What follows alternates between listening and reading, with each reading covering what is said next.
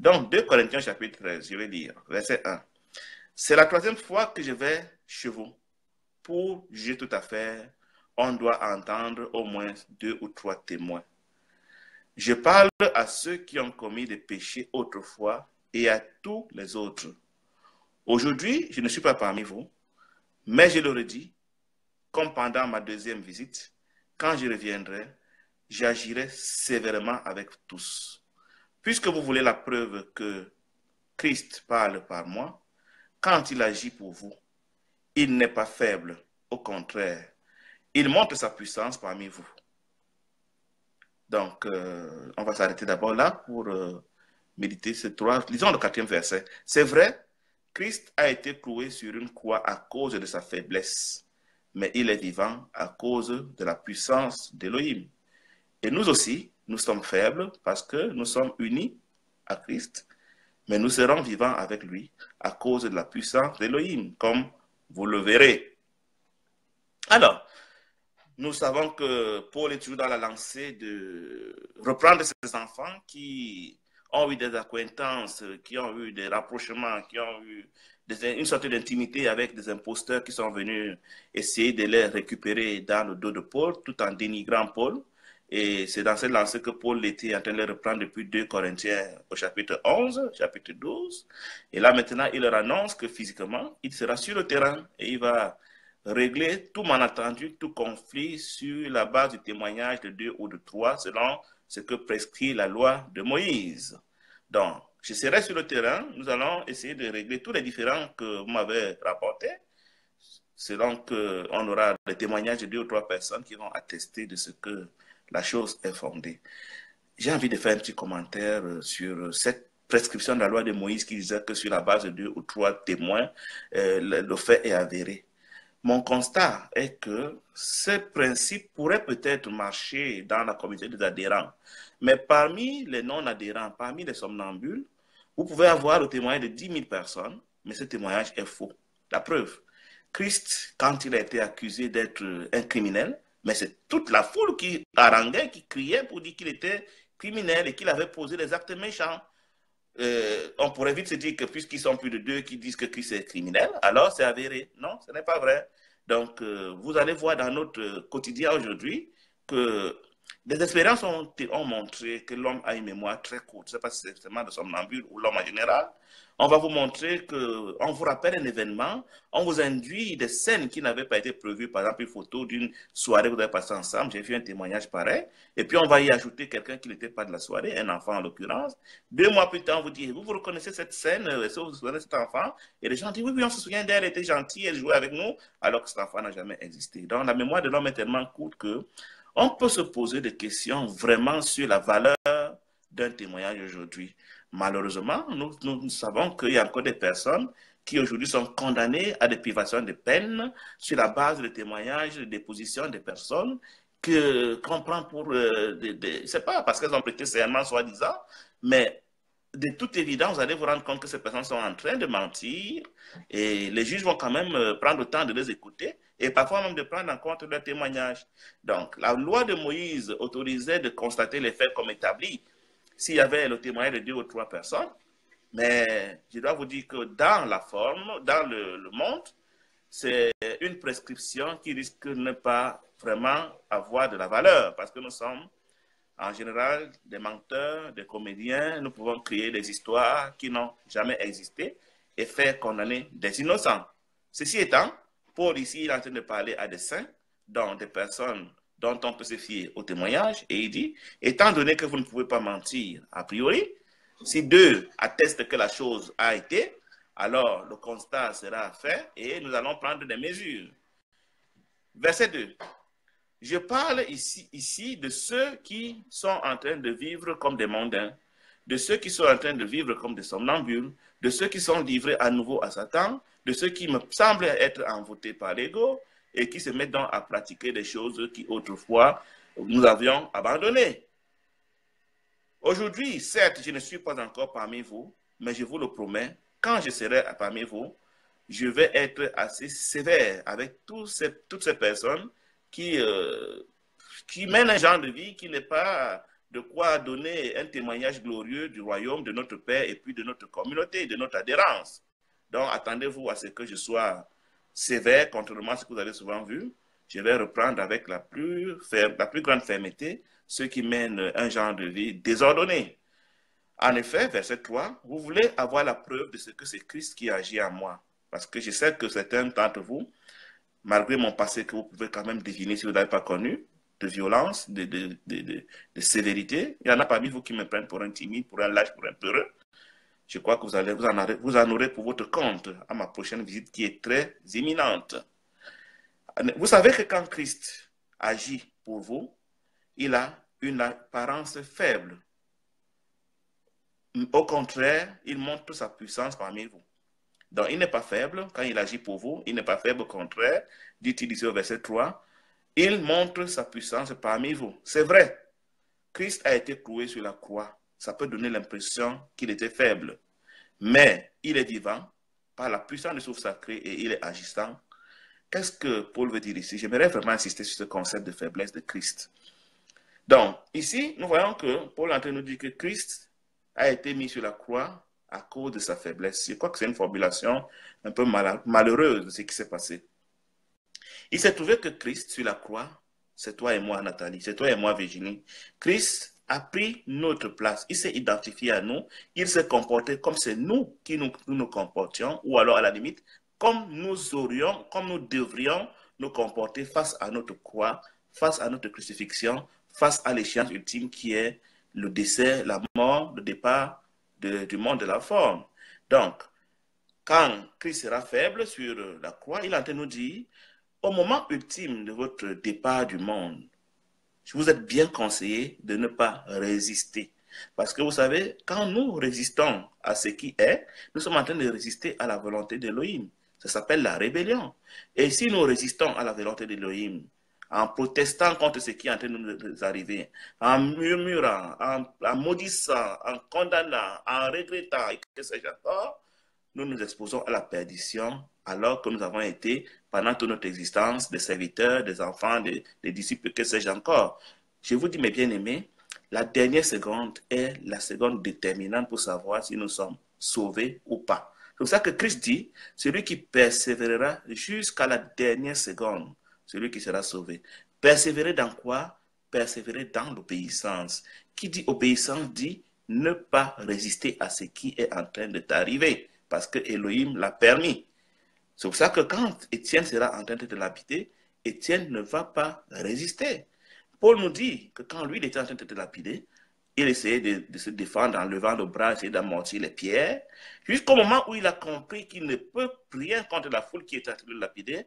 Alors il s'est laissé aller à Elohim et c'est alors qu'Elohim l'a sauvé. Donc, le secret du salut, c'est d'être obéissant jusqu'à la dernière seconde, c'est-à-dire comprendre que le vouloir et le faire appartiennent à Elohim et ne pas lui résister. Partir de ce monde le cœur en paix, ayant pardonné à tous ceux qui nous ont offensés, bénissant même ceux qui sont en train de nous clouer sur la croix, ceux qui sont en train de nous maudire, ceux qui sont en train de nous flageller, ceux qui nous ont précipités dans le départ. Parce que nous savons que tout concourt pour le bien de ceux que Elohim aime et qui sont appelés à lui selon ses desseins. Donc, Christ nous montrait le modèle du départ parfait, excellent de l'univers de la forme. Quand je résiste à mon départ de l'univers de la forme, je suis en train de dire à Elohim, écoute Elohim, moi je préfère le monde. Venir à toi, ça ne me dit pas beaucoup. Je ne suis pas sûr que tu es aussi bon que les Écritures le disent. C'est vrai, j'ai prêché ces choses, mais je n'y croyais pas.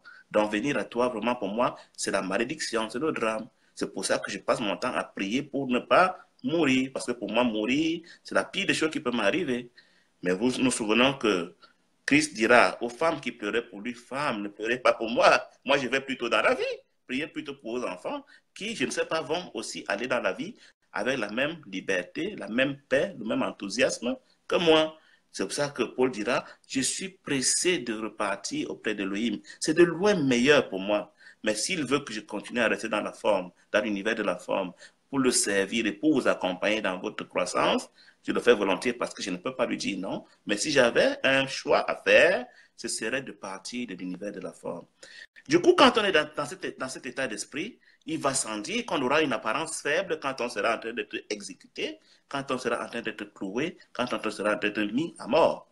C'est pour ça que ici, la formulation que nous avons ici dit que Christ est faible, c'est pour ça qu'il a été mis à la croix. Non, Christ s'identifiait à nous et il nous montrait que quand c'est l'heure de retour au village, au pays, auprès du Père, au contraire, on devrait plutôt être dans la joie d'être en train de partir. C'est pour ça que vous allez voir que les apôtres, quand ils avaient été, je sais pas, ils avaient été persécutés, Pierre et Jean, je crois, ils étaient contents d'avoir été persécutés pour ce nom. Et Paul dira, je ne suis pas seulement prêt à souffrir pour Christ, c'est-à-dire pour le retour dans la vie, mais je suis aussi prêt à mourir pour lui.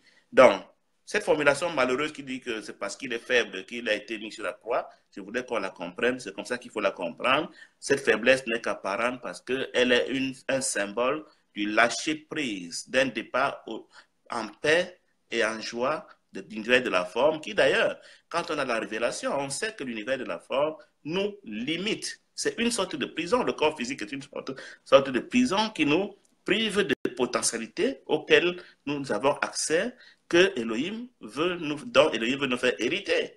Donc, certaines personnes qui ont fait l'expérience de mort imminente vous disent que la sortie du corps, quand elles sont mortes, le retour leur a paru être comme entrer dans un gant serré et comme une sorte de prison. Du coup, quand on a cette révélation, c'est avec joie, avec paix, qu'on va vers la délivrance de la prison du corps physique, la délivrance des limites de la forme. Et quand on nous parle d'enlèvement que Christ viendra opérer en ses adhérents, cet enlèvement, c'est l'enlèvement des contraintes, des limites de la forme. Et or, nous savons que ce n'est que par la forme, surtout par la forme, que Satan parvient à nous manipuler, à nous utiliser, à nous tromper. Donc, quand on a abandonné dans la forme et qu'on est entré dans le sanctuaire céleste, vous comprenez qu'on aura été sauvé de tous ces pièges. C'est en cela que ceux qui ont la révélation, quand vient l'heure ultime de partir, comme le brigand sur la croix, c'est plutôt un cri à dire au Seigneur, Seigneur, quand tu reviendras, souviens-toi de moi, parce que vraiment, je ne compte que sur toi. Et aussi, Christ dira, Père, entre tes mains, je remets mon esprit. Voilà, si nous avons l'opportunité au moment de rendre l'âme, de faire cette déclaration aussi paisible. Père, pardonne à tous ceux qui m'ont lapidé, à ceux qui sont en train de me tuer, car ils ne savent pas ce qu'ils font. Entre tes mains, je remets mon esprit. Mais bien aimé, parce que le Père ne nous refuse jamais rien, il aura été un criminel, il aura été un prostitué, il aura été un brigand, il aura été un, c'est pas moi, tout le mal que vous pouvez imaginer. Elohim ne sait pas dire non à celui qui l'invoque. Et l'invocation d'Elohim au moment ultime conduit au salut éternel. Le brigand sur la croix en est un témoin et son amour nous le fait comprendre. C'est pour ça qu'il pourra dire que les prostituées et les brigands vont vous précéder au royaume. Parce que vous, dans votre ego, dans votre fierté d'être disciple, apôtre, je ne sais pas moi quoi, vous n'avez même pas la révélation de mon amour. Mais ces personnes que vous prenez aujourd'hui pour les dernières, vous allez vous être surpris de les trouver assises dans le sein d'Abraham, pendant que vous serez peut-être dans le feu éternel.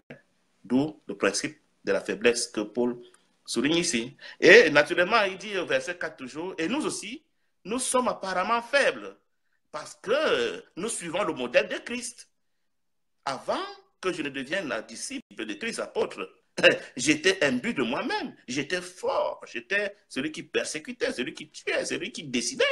Mais depuis que je me suis identifié à Christ, que Christ m'a montré le modèle, et que Christ m'a dit, c'est quand tu es faible que moi je suis fort en toi. Alors moi, Paul, je préfère être faible parce que je m'identifie à Christ. Parce que Christ étant devenu avec moi, il m'a communiqué cette pensée d'être faible, d'être petit. Verset 4 toujours, mais nous serons vivants et forts par le souffle sacré. Donc, je vous ai dit que quand l'homme parle de moi, en général, il peut soit parler de sa personnalité, soit parler de sa conscience. La conscience qui est en Christ, qui habite en nous. Voyez-vous? Donc, nous sommes appelés à être faibles à notre personnalité, c'est-à-dire à ne plus nous défendre nous-mêmes, à ne plus nous prendre pour quelque chose, à ne plus vouloir impressionner, à ne plus vouloir être Dieu sur notre prochain. C'est en cela que nous sommes faibles par nous-mêmes. Et dès lors que nous sommes faibles en nous-mêmes, dont on n'a plus aucun mérite dans ce qu'Elohim va faire en nous, c'est alors qu'Elohim se manifeste avec puissance au travers de nous et que ceux qui nous observent peuvent dire, cet homme, ce n'est pas de lui que ces choses peuvent venir, c'est forcément d'Elohim. Quand les Juifs avaient vu ce que Elohim faisait au travers de Christ, ils ont béni Elohim de ce qu'il a donné de tel, il a donné de tels pouvoirs aux hommes, parce qu'ils ont compris que cet homme faible que nous voyons, comment des choses pareilles peuvent-elles se manifester au travers de lui? Certainement, ce n'est pas de lui, c'est d'Elohim, et c'est ainsi que la gloire revient à Elohim. C'est pour ça qu'Elohim nous dira avec insistance, celui qui veut s'élever sera abaissé, mais celui qui s'abaisse, c'est en lui que je vais me manifester, parce que ma gloire se manifeste dans ta faiblesse, Paul. Je veux que tu sois petit, je veux que tu décroisses, afin que moi je puisse croître en toi, et que la gloire revienne à moi et à moi seul. Voyez-vous? C'est pour ça que je peux peut-être vous rappeler que il y a deux sciences aujourd'hui dont on parle dans les médias. On va vous parler du développement personnel, on va vous parler de la spiritualité. Les deux, apparemment, ont le même but, mais ce n'est pas vrai.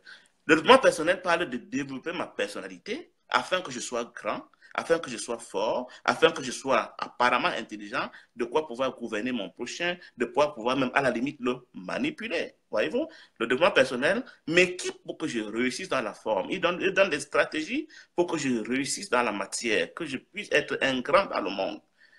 À l'opposé de la spiritualité qui a pour but de m'apprendre à mourir à ma personnalité afin que c'est Elohim qui se manifeste en moi quand elle est bien comprise. Il va sans dire que la corruption sémantique peut faire appeler spiritualité, développement personnel. Non. Quand il s'agit de grandir dans la forme, de réussir, d'avoir des stratégies, d'avoir des techniques pour contrôler, pour manipuler, pour gouverner, pour gagner, nous parlons de se développer. Mais quand il s'agit de la spiritualité, je suis porté à devenir petit, à devenir rien, afin que Christ soit tout en moi. Quelqu'un me demandait pendant que j'avais lancé l'annonce pour faire le cours de spiritualité que nous faisons autour des 6 mois, qu'est-ce qu'on devient à la fin de votre cours? Je lui ai dit, on devient rien. La personne m'a dit, j'ai compris, je ne sais pas si elle avait compris. Verset 5. Interrogez-vous, examinez-vous pour voir si vous êtes vraiment des adhérents à Christ. Est-ce que vous pouvez reconnaître que vous êtes des adhérents à Christ? Avez-vous le témoignage intérieur de ce que vous appartenez à Christ? Ou alors votre propre conscience vous atteste que vous n'êtes pas dans l'adhérence? Ce n'est pas exclu. Mais nous pouvons vous rassurer que nous sommes dans l'adhérence et nous espérons que vous allez le reconnaître. Nous sommes dans l'adhérence et nous espérons qu'à notre prochaine visite à Corinthe, vous allez le reconnaître. Verset 7. Nous demandons à Elohim de vous aider à obéir au souffle sacré. Donc, notre but n'est pas de vous prouver que nous avons raison absolument. Ce que nous voulons, c'est que vous fassiez la volonté d'Elohim, même s'il faut que, en le faisant, cela semble nous porter un tort. Nous n'avons aucun problème avec ça. Tant que ce sera par obéissance à Elohim que vous allez poser des actes, ne tenez pas compte des conséquences sur nous. Nous accepterons cela volontiers. Verset 9. Verset 8. Car nous n'avons aucun pouvoir de résister à la volonté d'Elohim. Ici, c'est écrit, nous n'avons rien contre la vérité, nous pouvons seulement travailler pour la vérité. J'aimerais insister sur ce concept de vérité ici, pour dire que Yeshua dit, je suis la vérité. Jean 14, verset 6. Et par ailleurs, il dit, Jean 8, verset 32 à 33, 31 à 32, je crois, vous connaîtrez la vérité, c'est-à-dire vous me connaîtrez moi qui suis la vérité. En passant, connaître ici, ce n'est pas connaître mentalement, connaître ici, c'est être pénétré, c'est-à-dire devenir un avec. La pénétration nous amène à être un avec. Donc, vous deviendrez un avec moi.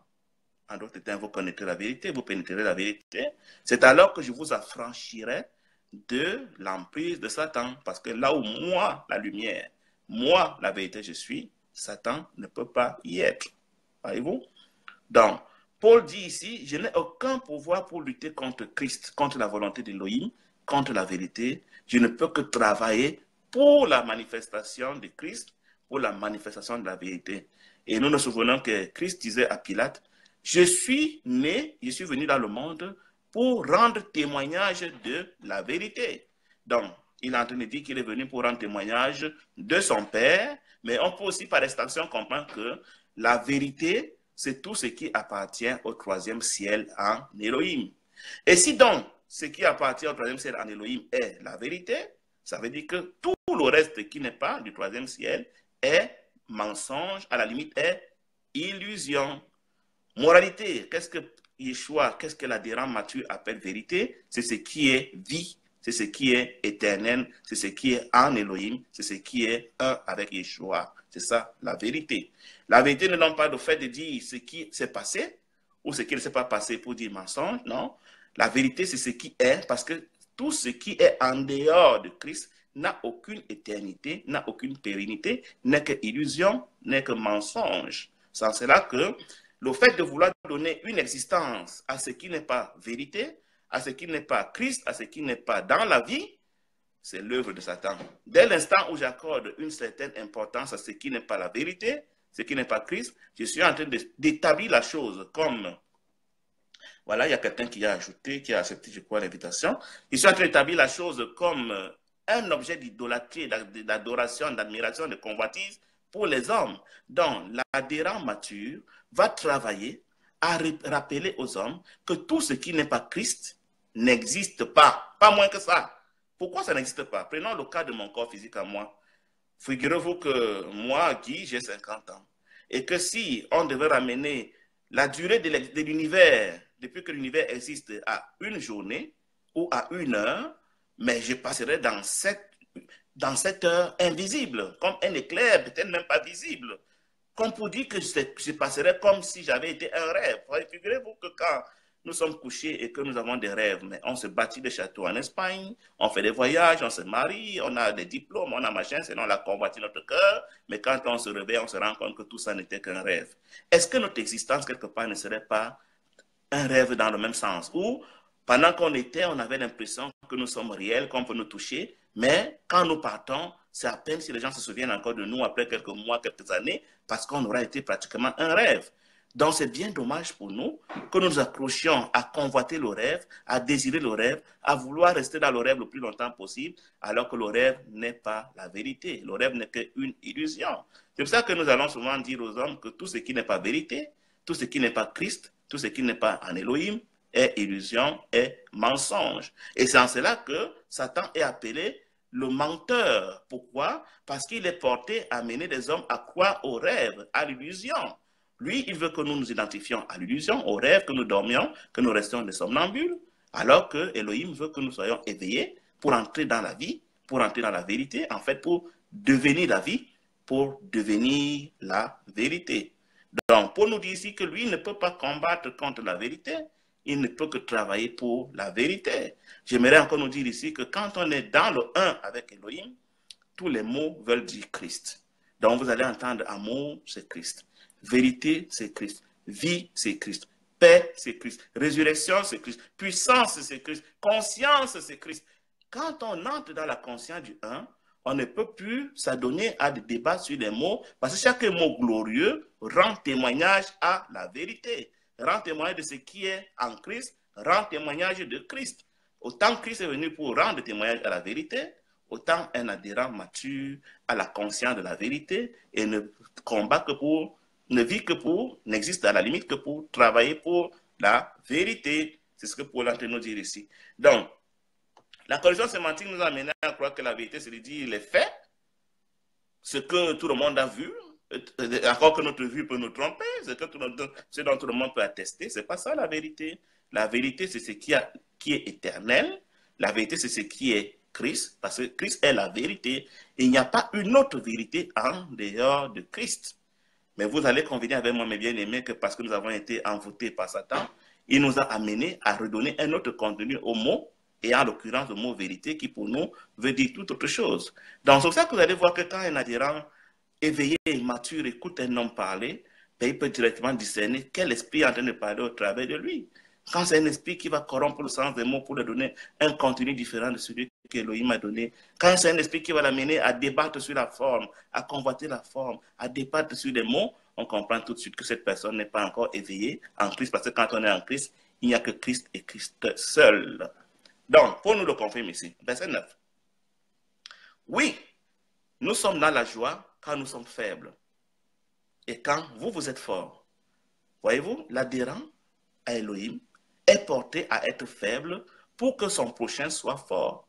La conscience de Christ, la conscience du souffle sacré nous amène à être fiers d'être petits, à être fiers d'être au dernier banc, à être fiers d'être faibles, à être fiers d'être celui qu'on méprise, celui qu'on calomnie. Ce qui n'est pas le cas de la conscience de Satan, qui nous amène à nous défendre, à vouloir être grand, à vouloir être fort, à résister contre ce qui est, à vouloir démontrer aux autres que nous sommes quelque chose, à croire que nous sommes quelque chose alors que nous sommes qu'une illusion qui va passer pour 10, 20, 30, 50, 80 ans dans l'histoire de l'univers et puis il sera oublié, à vouloir être Dieu pendant que nous sommes encore sur la terre, sur notre prochain. À la limite, vous allez voir des gens même à la veille de leur mort, c'est ma mère qui me disait, mon fils, j'espère que quand mon décès, il y aura un cortège. C'est-à-dire que même étant mort, vous avez des gens qui espèrent être encore une divinité parce qu'on aura fait un cortège qui traverse toute la ville à leur gloire. Voyez-vous? Et même la pierre tombale, il y en a qui veulent que leur pierre tombale soit exceptionnelle, comme pour continuer à régner pendant qu'ils sont morts. Et il y a même un mensonge qui fait dire aux hommes qu'ils sont éternels quand ils ont posé des œuvres par lesquelles le monde se souviendra d'eux éternellement. C'est-à-dire que le monde va continuer à les idolâtrer, le monde va continuer à les adorer. C'est ce qui pousse beaucoup des hommes à vouloir s'accumuler beaucoup d'argent, à vouloir laisser beaucoup de matériel, des immeubles, à vouloir laisser des recherches, des produits de leurs recherches scientifiques pour que l'univers continue de parler d'eux à travers leur héritage qu'ils auront laissé, histoire de se donner l'illusion qu'ils sont toujours des dieux, même quand ils sont partis de ce monde. Ce n'est pas la conscience de ce que Christ veut que l'adhérent ait. Quand l'adhérent est parti, il sait qu'il n'y a plus rien qu'il a laissé ici. Il est tellement content de repartir dans la vérité et il s'en réjouit plus que tout. Donc, avant d'être content de partir, l'adhérent s'exerce déjà dans l'univers de la forme, à être faible, à être petit, à être rien, parce qu'il est en voie vers la disparition dans la forme. Et quand on est en voie vers la disparition dans la forme, on commence par être faible. Mais si on continue à se bomber de torse, on continue à être grand, fort, solide, rigide, on est en train de dire, je ne veux pas quitter l'univers de la forme.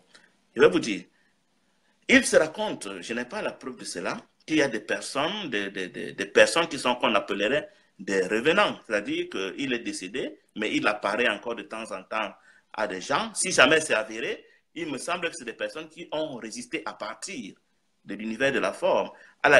Si bien que même quand Elohim les dépouille de leur corps physique, dans leur résistance, ils ne parviennent pas à décoller pour partir dans l'éternité. Et du coup, ils deviennent ils déambulent dans les maisons, ils possèdent, ils entrent dans des corps des hommes pour avoir une autre existence. Et puis, on les appelle souvent des fantômes. C'est des personnes qui, au moment de leur mort, étaient dans un état de résistance, de regret, de rejet, de déni, de refus de partir parce qu'elles ne veulent pas quitter leur mari, leur femme, leur enfant, leur entreprise, leur argent, leurs immeubles et que sais-je encore. Du coup, elles restent accrochées à l'endroit. On parlera alors de maisons hantées, on parlera alors de biens hantés, parce que la personne qui avait possédé ces choses, au moment de partir de ce monde, n'a pas lâché prise sur la chose. D'où l'urgence du lâcher prise, d'où l'urgence d'être faible, d'où l'urgence de s'entraîner déjà à partir en permettant que les autres nous prennent pour petits, faibles, méprisables, pendant qu'eux, ils sont forts. Donc, Paul le dit ici, je préfère de loin être considéré comme un faible et que vous soyez fort, mais fort en Christ, parce que Christ est bâti en vous. Ce que nous demandons dans nos prières, c'est que vous soyez à l'image et selon la ressemblance d'Elohim, c'est-à-dire que vous soyez parfait, que vous soyez complet, parce que quand on a adhéré à Elohim qui est tout, on est tout, et quand on est tout, on n'a plus envie de rien, on ne convoite plus rien. C'est la prière de Paul pour ses frères corinthiens. Verset 10. Voilà pourquoi je vous écris quand je suis encore loin de vous. Je ne veux pas avoir besoin de me montrer sévère quand je serai auprès de vous. En effet, le Seigneur m'a donné l'autorité pour construire votre communauté et non pour la détruire. Mais bien aimé, donnez-moi, ne me forcez pas à être violent, à être sévère avec vous. Ça ne me sert à rien parce que ça m'expose même à vouloir jouer les grands. J'ai envie d'être toujours petit parmi vous. Donc, je vous prépare déjà pour que vous ne me donniez pas l'occasion d'être sévère avec vous parce que je préfère de loin être plutôt doux, tempérant, avenant, parce que je préfère être faible, avoir l'apparence faible. Mais s'il le faut, parce que les circonstances vont me l'imposer, je serai obligé de déployer mon autorité d'apôtre et de corriger ce qui devrait être corrigé sur la déposition de 2 ou de 3. Souvenez-vous que le Seigneur m'a donné l'autorité d'apôtre, non pas pour vous nuire, non pas pour vous détruire, non pas pour vous éloigner de lui, non pas pour vous donner la conscience de la grandeur, mais pour vous impacter de la conscience de la petitesse, la conscience de la faiblesse, la conscience de la disparition de l'univers, de la forme. Avec le verset 11, maintenant, frères et sœurs, dans l'adhérence, soyez dans la joie. Ça se passe de tout commentaire. Mais il faut vous dire en vérité qu'une telle interpellation de Paul peut porter à confusion. Quand on a le souffle sacré, on a la joie. On est la joie. On n'a même pas besoin qu'on nous exhorte à être dans la joie comme si la joie était quelque chose extérieur en nous. Donc c'est une formulation malheureuse ici, si Paul l'a écrit ainsi. Mais la réalité est que celui qui a le souffle sacré est la joie. Cherchez à être complet, à être parfait, c'est-à-dire demeurer toujours dans le 1 avec Elohim. Parce que dans le 1 avec Elohim, on est complet, on est parfait. Parce que lui, il est parfait, il est complet. Et quand je deviens 1 avec lui, forcément, je suis complet, je suis parfait et je n'ai plus aucun désir. Encouragez-vous et soyez d'accord entre vous. Soutenez-vous les uns les autres. Soyez compatissants les uns les autres. Soyez amour entre vous. Vivez dans la paix. Je vous dis, je suis mal à l'aise d'entendre ces exhortations. Certainement, les Corinthiens étaient des bébés spirituels, donc ils n'étaient pas vraiment encore habités du souffle sacré, parce que je vous dis, quand on est habité du souffle sacré, on est la paix. On n'a pas la paix, on ne vit pas dans la paix, on est la manifestation même de la paix. Et Elohim d'amour et de paix sera avec vous. À la limite, c'est lui d'abord qui est avec nous, qui est en nous, pour que nous soyons la paix et la joie. C'est ça que Paul nous dira dans Romains chapitre 14, verset 17, que la certitude, la garantie de ce que nous sommes dans le royaume des cieux, c'est que nous sommes amour, joie et paix dans le souffle sacré. Donc ces exhortations sont de nature à amener des imposteurs à simuler des comportements pour jouer à être enfants de Dieu, alors qu'ils ne sont pas la joie, ils ne sont pas la paix, ils ne sont pas l'amour. Ces trois indicateurs sont plus ou moins infalsifiables. Celui qui n'est pas dans le souffle sacré n'est pas amour, n'est pas la joie, n'est pas la paix.